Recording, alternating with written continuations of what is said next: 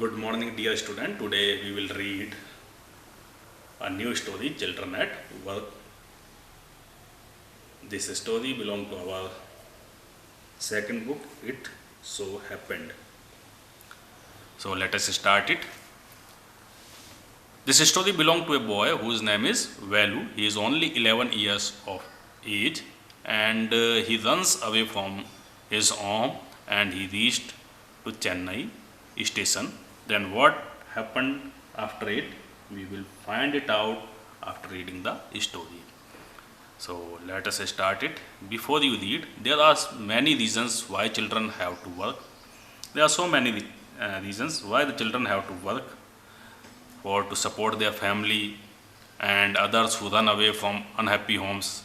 Some run away because there's unhappiness in their homes, so they ran away from their homes, need to support themselves. Children who have to work can't go to school and play like other children of their age. जो बच्चे घरों से भाग जाते हैं उनको ना तो स्कूल जाने को मिल सकता है, ना खेलने को मिल सकता है। वो जो बच्चे काम करते हैं उन्हें स्कूल जाने का भी चांस नहीं मिल पाता, न ही दूसरे बच्चों की तरह उनको गेम्स खेलने का चांस मिल पाता है। Now come on the part first. Valu an 11-year-old boy runs away from home. Valu जो कि 11 ईयर का बॉय है वो अपने घर से भाग जाता है। He wanders around for hours before getting on a train to Chennai without ticket. कई घंटों तक वंडर्स भटकने के बाद में उसे वह चेन्नई को जाने वाली ट्रेन के अंदर बिना टिकट ही एंटर कर जाता है। Tired and hungry he doesn't know where to go when a stranger at the station shouts a word of welcome. थका हुआ और भूखा, उसे नहीं मालूम कि उसे कहाँ जाना है, जब एक स्ट्रेंजर स्टेशन के ऊपर आवाज़ें लगाता है, चिल्लाता है with a word of welcome. He find out that this is the Chennai central. When the Kanyakumari Express pulled in at Chennai Central, it took Velu some time to get off. जब Kanyakumari express जो train थी वो Chennai station पे रोकी जाती है, वेलू को कुछ समय लगता है, कुछ टाइम लगता है गेट ऑफ होने से, यानी उस ट्रेन से नीचे उतरने पर उसे कुछ टाइम लगता है। Take some time to come out from the train. What is the reason behind it? When he finally stood on the platform, his legs felt wobbly as if he was still on a moving train.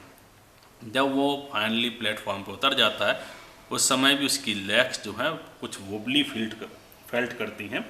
Wobbly means उसकी legs unstable felt करती हैं। उसकी legs को ऐसा लगता है कि वह अब भी इस समय मूविंग ट्रेन में चल रहा है। As if he was still on a moving train. उसे ऐसा महसूस होता है कि जैसे अब भी वह किसी ट्रेन में जर्नी कर रहा है। As if he was going on a moving train. Way out of the way, a porter went by with a loaded trolley. Velu jumped aside. एक पोर्टर मीन्स जो कि लगेज को ले जाने वाले जो पर्सन्स होते हैं उन्हें पोर्टर कहा जाता है। तो एक पोर्टर जो कि एक लोडेड ट्रॉली को लेकर के, जिसके अंदर सामान भरा हुआ था, उस ट्रॉली को लेकर के जा रहा था। उसने आवाज़ लगाई, रास्ते से हटो। Value jumped aside. वैलू एक तरफ कूद गया। He sat on a bench on the platform putting his small bundle down. वह वहीं एक बेंच पे बैठ गया जो कि प्लेटफॉर्म पे लगी हुई थी और अपने स्मॉल बंडल को उसने पास ही में रख दिया। एक जो गठरी सी वो लेकर के घूम रहा था जिसके अंदर उसका कुछ सामान था, उसने उसे अपने पास रख लिया। In all his 11 years he had never seen so many people. अपने 11 ईयर्स के कैरियर में उसने इतने सारे व्यक्ति एक साथ कभी नहीं देखे थे। Except once a year at the fair in his village. केवल एक बार जब उसके गांव में मेला लगा था, फेयर लगा था, तब इतनी सारी भीड़ उसने एक साथ देखी थी। People walked by bumping into him with their suitcases. लोग बाग इधर से उधर घूम रहे थे और जब कभी घूमते हुए लोग ऐसे आते, बम्प करते यानी टकरा जाते, कोलाइड करते। किससे टकरा जाते? अपने सूटकेसेस के साथ में उससे कई बार टकरा जाते थे। Voice announced something on A loud speaker. और एक जो आवाज़ थी वो लाउड स्पीकर पे लगातार कुछ ना कुछ अनाउंस करती चली जा रही थी। जैसा कि आपने रेलवे स्टेशन पे इस तरीके का एटमॉस्फेयर देखा होगा। As you also watch such a type of atmosphere on a railway station that some people making a announcement, some passengers were running with their suitcases and a trolley man, a porter, and also some coolies. All these such a type of scene you can easily watch on a railway station. So he is also sitting on a railway station and he is watching all these scenes. Near him a group of people sat on their luggage. उसी के पास में कुछ एक लोगों का समूह था जो कि अपने लगेज के ऊपर, अपने सामान के ऊपर बैठा हुआ था.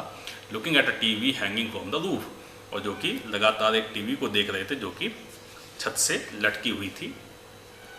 द नॉइस वॉज टेरिबल, जो नॉइस थी, जो आवाज़ें वहाँ हो रही थी, it was so terrible for him because he belong to a small village, क्योंकि वो इस छोटे से गांव से बिलोंग करता था. उसने कभी इतनी भयंकर आवाज़ें नहीं सुनी. So such a type of noise looking for him so terrible. Velu put his head down on his knees, feeling miserable and exhausted. Value ने अपना सिर जो है अपने घुटनों में छुपा लिया. वो बहुत ज़्यादा दयनीय और बहुत ज़्यादा थका हुआ इस समय महसूस कर रहा था. He had run away from his village 2 days ago. वो अपने घर से 2 दिन पहले भागा था. For 2 days he had eaten nothing but some peanuts and a piece of jaggery. और लगातार 2 दिनों से उसने कुछ नहीं खाया था, कुछ पीनट्स और कुछ जगरी. जगरी मीन्स गुड़ के सिवा, एक गुड़ के टुकड़े के सिवा और कुछ पीनट्स के सिवा उसने कुछ भी नहीं खाया था. In his bundle he carried A shirt, A towel and A com. और जो बंडल उसके पास में था, जो गठरी उसके पास में थी, उसके अंदर वो उसने अपनी एक शर्ट, एक टॉवल और एक कॉम रख रखा था. He had walked for most of the first day to Kannur and then got to the train to Chennai. वह लगातार अपने घर, जहाँ जो कि कन्नूर में था, वहाँ से लगातार 1 दिन तक पैदल चला. उसके बाद में उसे चेन्नई के लिए ट्रेन मिली थी. Velu had no money for the ticket but luckily the ticket collector didn't come to the unreserve compartment. Velu के पास कोई पैसा नहीं था जिससे कि वो टिकट खरीद सके, लेकिन he was so much lucky that the ticket collector had not entered in the unreserve compartment. लेकिन वो इतना लकी था कि जो टिकट कलेक्टर है वो अनरिजर्व कंपार्टमेंट में उसने एंट्रेंस नहीं किया. He had tried to sleep on the floor near the door. उसने रात को सोने की कोशिश भी की थी, जो कि कंपार्टमेंट का जो डोर होता है उसके पास लेट करके उसने सोने की कोशिश की. But what happened, a group of man next to him had played cards and shouted all night. लेकिन वहाँ पे एक लोगों का ग्रुप बैठा हुआ था जो कि रात भर कार्ड्स खेलता रहा, ताश खेलता रहा और चिल्लाता रहा, जिसकी वजह से उसे नींद भी नहीं आई. A what new to town, a called out a rough voice. तभी उसे एक रफ वॉइस सुनाई दी जो कि उससे पूछ रही थी. क्या पूछ रही थी?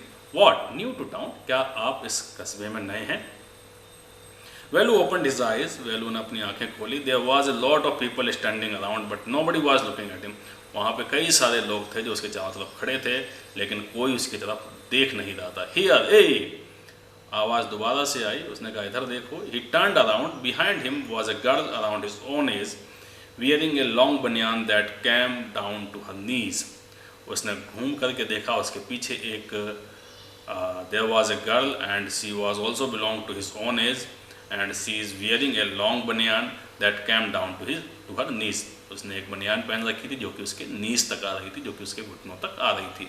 Her hair was stiff and brownish and she had a huge sack on her shoulder. उसके जो हेयर थे वो बहुत ज़्यादा कठोर थे, यानी कि सुलझे हुए नहीं थे, उलझे हुए बाल थे और ब्राउनिश कलर के हेयर थे, ब्राउन कलर के हेयर थे. And she had huge sack. उसके पास एक बहुत बड़ा सा झोला था. ऑन वन शोल्डर, एक शोल्डर पे उसने अपना एक बड़ा सा झोला टांग रखा था. Look at this picture. This is a girl. Such a type of hair she has. She has stiff hair and brownish hair, and she also has a huge sack on one shoulder, and her banyan is coming to her knees. उसके घुटनों तक आ रही है. तो इस तरीके की वो लड़की थी जो कि उसकी तरफ देख रही थी और उससे कुछ क्वेश्चनिंग कर रही थी. She was picking up dirty plastic cups from the floor and stuffing them into her sack. वो लड़की जो है जो रेलवे स्टेशन पे से प्लास्टिक के कप्स उठा रही थी और उन्हें अपने उस सैक में एक एक करके डालती जा रही थी. Why is she calling me thought value and why is a girl wearing a banian. अब वैल्यू जो है इस बारे में सोचता है कि ये लड़की मुझे क्यों बुला रही है, what is the reason behind it that she is calling me and why she is wearing a banian, और उसने बनियान क्यों पहन रखी है, उसने कभी लड़की को बनियान पहने हुए नहीं देखा था। So he was much surprise to look at a girl who was wearing a baniyan. No need to stay stupidly, what's your name, कोई रीज़न नहीं है कि तुम मेरी तरफ इतना स्टेयर करके देखो, इतना घूर करके देखो। First of all tell me your name. Velu muttered Velu looking away, उसकी तरफ देखते हुए वैलू ने धीरे से बुदबुदा के कहा, my name is value. So mister value said the girl looking at his bundle run away from home, और लड़की ने उसके बंडल की तरफ देखते हुए कहा कि अच्छा तुम घर से भागे हुए हो। So it means the girl was so smart and she easily find out that he ran away from his home. Value didn't answer. Value ने इसका कोई आंसर नहीं दिया. He didn't want to tell some strange girl what he had done, क्योंकि वह किसी strange girl को यह नहीं बताना चाहता था कि उसने क्या किया था. He had run away because he could not stand his father beating him for one more day. वो अपने घर से भाग गया था क्योंकि वो नहीं चाहता था कि उसके फादर उसे और एक दिन पीटे.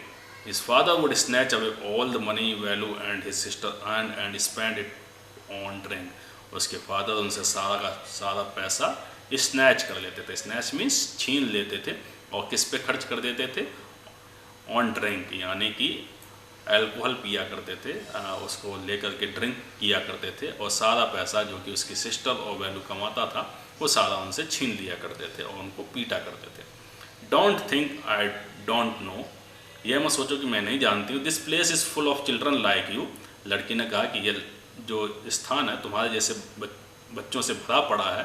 सो what are you going to do here? Become rich. तो तुम यहाँ क्या करने आए हो? क्या do you want to become rich person? क्या तुम धनवान बनना चाहते हो? She sat down next to him, वो उसके पास ही बैठ गई. वैल्यू शिफ्टेड स्लाइटली, वैल्यू जो है थोड़ा सा खिसक गया. Shifted away slightly means shifted away on a small degree or extent. He felt hungry, pinching him and pressed his stomach with a grimace. उसे भूख लग रही थी जो कि बार बार उसे पिंच कर रही थी.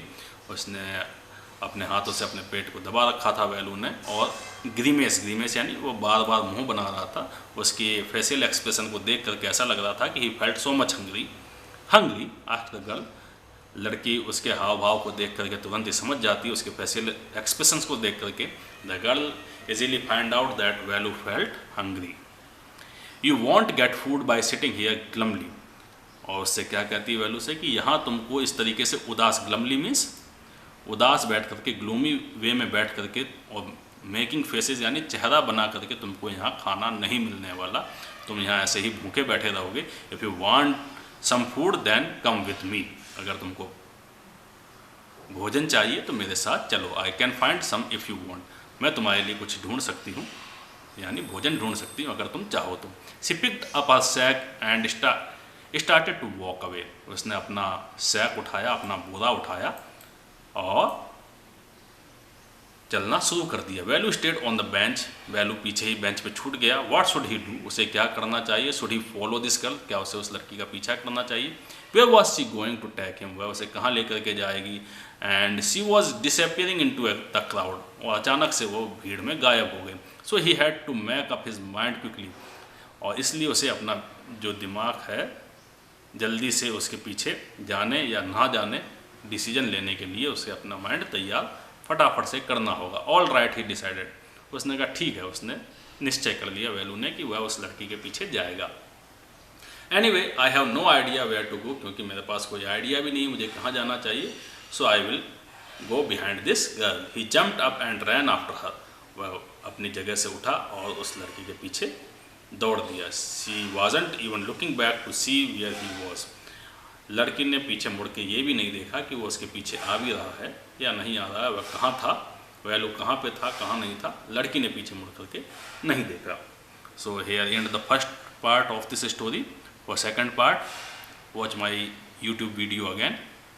Thank you.